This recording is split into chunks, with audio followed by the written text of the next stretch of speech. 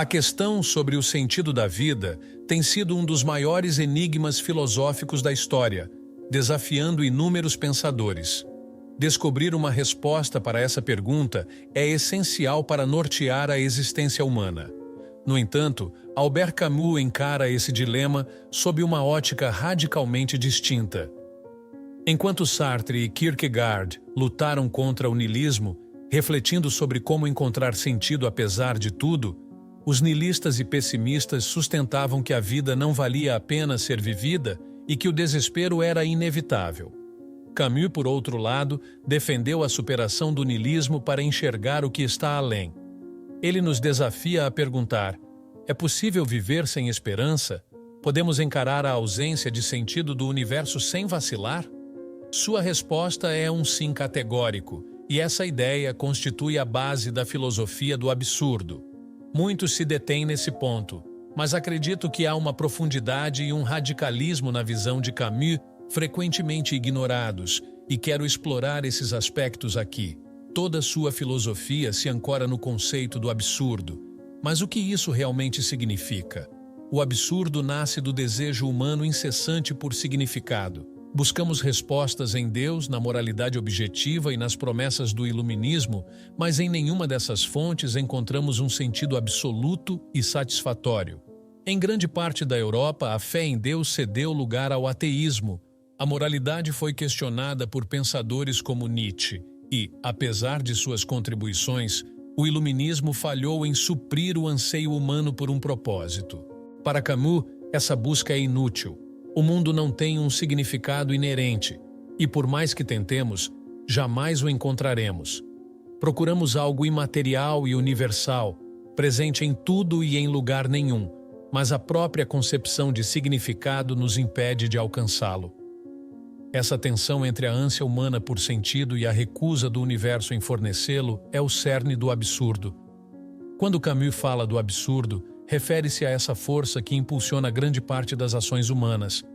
Ele argumenta que está na raiz da religião, da moralidade, e que a sociedade vive em uma fuga constante desse confronto. Em seu romance O Estrangeiro, essa ideia se manifesta na história de um homem julgado por assassinato. Embora parecesse destinado à absolvição, acaba condenado à morte, não pela gravidade de seu crime, mas por sua postura perante ele. Ele se recusa a seguir o jogo moral do tribunal e não finge remorso, não por maldade ou psicopatia, mas porque, em sua visão, não existe uma ética objetiva que o condene. Tampouco odeia aqueles que o sentenciaram, e o único desconforto que sente é a expectativa de que deveria se arrepender e se submeter a uma autoridade superior. Sua honestidade radical sobre sua visão de mundo leva juiz e júri a enviá-lo para a guilhotina. Para Camus, a sociedade teme profundamente o absurdo e se esforça para evitá-lo a qualquer custo. Isso me lembra uma observação de Carl Jung, onde ele afirma: as pessoas farão qualquer coisa, por mais irracional que pareça, para não encarar a própria alma. Elas praticarão yoga indiana, explorando cada exercício. Adotarão uma dieta rigorosa. Decorarão teosofia ou repetirão mecanicamente textos místicos de diversas tradições. Tudo porque não suportam a si mesmas e duvidam de que algo valioso possa emergir de suas próprias almas. Camus também enxerga o absurdo na fé religiosa, usando Kierkegaard como exemplo. Para ele, a resposta religiosa ao absurdo sempre envolveu abandonar a razão por um instante e abraçar algo além dela: Deus. Kierkegaard defende que Deus é a chave para preencher o vazio existencial que a razão não pode sanar. Mas Camus rejeita essa ideia. E se alguém simplesmente não puder abrir mão da razão, nem por um instante? Pedir um salto de fé pode ser fácil, mas e aqueles incapazes de saltar? Camus faz a mesma crítica a Nietzsche, que busca superar o niilismo através da vontade de evolução e da aceitação do destino, criando novos valores a partir dos antigos. Porém, segundo Camus, isso não resolve o absurdo. Afinal, em que se baseiam esses novos valores? Muitos desejam respostas objetivas e metafísicas para tais questões, mas Nietzsche não se preocupa em fornecê-las. Camus argumenta que tanto a religião quanto a filosofia falham em resolver o absurdo. Isso porque ambas partem de um erro fundamental. Não devemos buscar o significado do mundo, mas aprender a abandonar essa questão. O mundo não nos oferecerá as respostas que ansiamos. Assim, a única maneira de amenizar o sofrimento é deixar de buscar tais respostas. Imagine-se preparando um café, quando de repente percebe que a vida não tem sentido e o universo é frio e indiferente. Diante da falta de valores objetivos, Camus apresenta 3 opções. A primeira é se agarrar a uma ideia que traga sentido e evitar questioná-la demais, seja a fé em Deus, uma ideologia política ou um código moral. Camus chama isso de suicídio filosófico. Embora compreenda essa escolha humana, vê nela uma desistência do projeto filosófico. A segunda opção é fugir fisicamente, ou seja, acabar com a própria vida. No mito de Sísifo, Camus aborda essa possibilidade. Se a vida não tem sentido, por que continuar? Embora considere essa uma resposta plausível ao absurdo, ele a descarta. Para Camus, isso não resolve um dilema filosófico, apenas sucumbe a ele. Por fim, Camus propõe sua solução: não fugir do vazio existencial, mas encará-lo de frente. Aceitar que a busca por significado não tem resposta e seguir em frente. Ele nos incentiva a viver sem recorrer a um poder superior, mas sem cair no desespero nihilista. Para Camus, devemos levar o niilismo ao extremo e emergir do outro lado com um sorriso no rosto. O desafio é aprender a viver sem sentido, sem deixar que isso nos destrua. A solução de Camus tem 2 grandes qualidades. Primeiro, não nega o absurdo da vida. Mesmo que alguém descubra um propósito pessoal, a questão de como viver sem um sentido universal permanece. Sua filosofia permite encarar isso diretamente. Segundo, sua perspectiva é uma afirmação da própria vida. Alguns argumentam que essa deveria ser a base de qualquer teoria filosófica digna do nome. E embora nem todas consigam atender a esse critério, essa abordagem se destaca. Pense em quantas coisas você deixa de fazer por pressão social, valores, ética, medo do julgamento ou culpa. Camus liberta de todas essas amarras. Ele ressalta que qualquer sentido objetivo carrega restrições. Se você crê no Deus cristão, não pode simplesmente roubar ou matar. Além disso, deve agir de um modo específico, evitar julgamentos e seguir regras. Para Camus, essa limitação não é secundária, mas essencial. Todo sistema de significado impõe normas, pois o sentido da vida está ligado a como vivê-la. Se uma teoria não orienta ações, não é satisfatória. Assim, Camus rejeita não só a religião, mas qualquer filosofia que imponha um sentido objetivo. Em vez de se prender a essas amarras, incorpora o ideal francês de liberdade. Ele troca significado por liberdade, pois, segundo ele, abrir mão do sentido implica abandonar valores.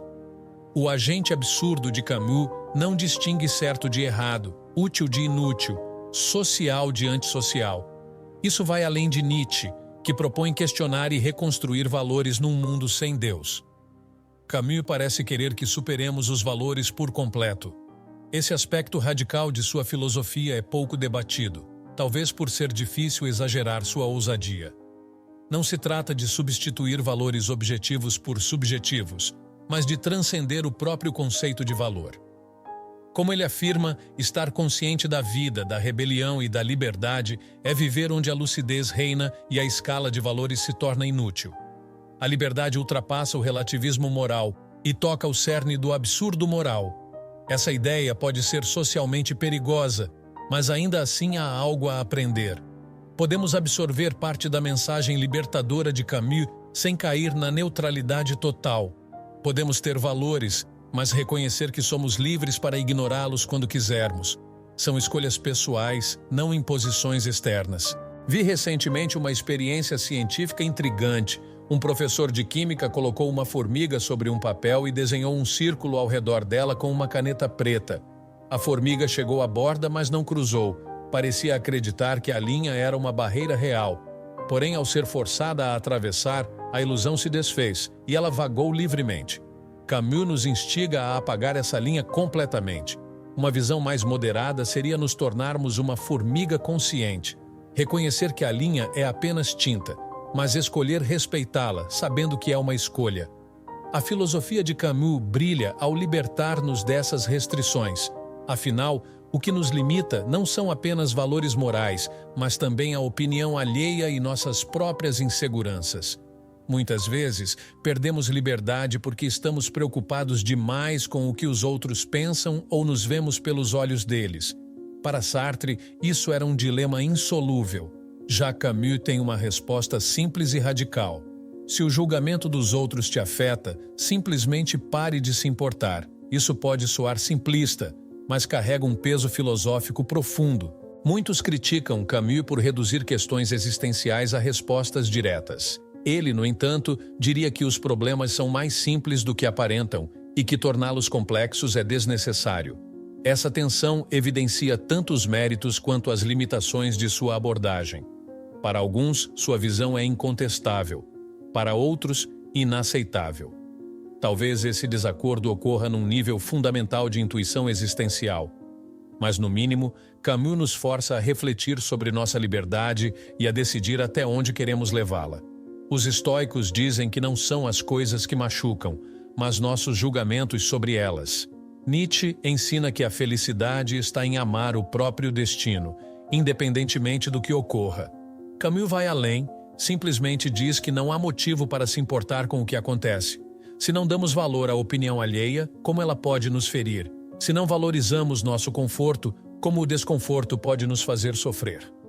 Sua filosofia se assemelha ao estoicismo, mas de forma ainda mais extrema. Os estoicos ensinam a escolher com sabedoria o que importar-se. Camus sugere que eliminemos essa preocupação por completo. O resultado seria uma liberdade total, onde apenas dores físicas nos afetariam. E liberdade do sofrimento significa liberdade para agir. Afinal, o que nos impede de agir senão o medo das consequências? O personagem de O Estrangeiro ilustra esse princípio. Ele é indiferente a quase tudo.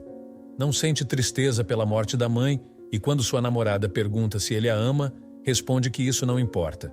Ele é completamente indiferente ao próprio destino e ao dos outros, uma versão extrema da vida que a filosofia de Camus possibilita. Muitas pessoas têm algo em que não querem ser indiferentes. Elas desejam se importar com as pessoas ao seu redor, com seus sonhos e anseios. Embora haja aspectos da vida com os quais elas gostariam de ser indiferentes, também existem coisas pelas quais gostariam de ser profundamente apaixonadas, e acredito que Camus não compartilharia dessa visão. Eu discordaria dele, pois as figuras do estrangeiro e outros personagens em suas obras, como o mito de Sísifo, são mais exemplos do que pode ser alcançado. Porém, apesar de sua indiferença à qualidade das experiências, Camus valoriza a quantidade delas. Ele fala extensivamente sobre seus homens absurdos, como ele os chama, correndo pela vida, tentando vivê-la ao máximo, mas sem se importar com a qualidade das experiências. Confesso que não consigo resolver completamente essa tensão na filosofia de Camus. Mas, ao refletir sobre isso, acredito que ele está sugerindo que quem supera o absurdo e aceita a falta de sentido da vida, abre espaço para a plenitude de cada momento, livre da angústia existencial, podendo vivenciar o presente sem as distrações de princípios ou julgamentos elevados. Para mim, isso resolve tanto a tensão quanto a solução nas ideias de Camus. Em outras palavras, sua mensagem é: seja indiferente à qualidade da vida, mas viva plenamente a quantidade da vida. No entanto, seja qual for sua interpretação, uma lição importante para nós é que sempre temos o poder de ser indiferentes a algo. Mas, dada essa perspectiva, o que realmente podemos fazer? Camus é notavelmente silencioso sobre como superar o absurdo para alcançar uma era iluminada, e ele admite isso claramente no mito de Sísifo. Ele diz que o único interesse dele é saber se alguém pode viver sem apelação. Não quero sair de minha profundidade. Acredito que isso ilustra bem até onde Camus chega em seu pensamento. Ele está profundamente interessado na possibilidade de transcender o vazio da vida em direção a uma terra prometida, iluminada filosoficamente. Mas ele não oferece uma única resposta sobre como chegar lá. Talvez isso seja o que ele quis dizer ao afirmar que não queria sair de sua profundidade. Às vezes, Camus parece acreditar que é tão simples quanto parar de se preocupar, E até certo ponto, eu concordo. No entanto, acredito que isso não faz justiça à complexidade da questão. Seria difícil não se importar com nada, olhar para a falta de sentido da vida e não se desesperar, ou tentar construir algum significado a partir das sobras que restam. No capítulo final do mito de Sísifo, Camus aborda a tragédia de Sísifo, um rei grego que, devido aos seus crimes, foi condenado a empurrar uma pedra colina acima, por toda a eternidade, apenas para vê-la rolar de volta a cada vez que alcançava o topo. Isso significava que ele tinha que começar tudo de novo. Camus pergunta: seria possível para Sísifo encontrar sentido nesse ato? Ele sugere que Sísifo pare de esperar que a pedra permaneça no topo da colina e faça sua luta se justificar por si mesma. Se a vida já é justificada, não precisamos de um significado maior. Tudo o que precisamos está na vida como ela é. Assim como não faz sentido perguntar o que fica ao norte do Polo Norte, não faz sentido perguntar o que dá sentido às nossas vidas, e esse é o ponto central da vida. O ato de empurrar é tudo o que existe, e acredito que é assim que podemos imaginar Sísifo feliz. Como aprendemos com Camus, a única maneira de lidar com um mundo que não oferece liberdade é tornar-se tão absolutamente livre que a própria existência se torna um ato de rebelião.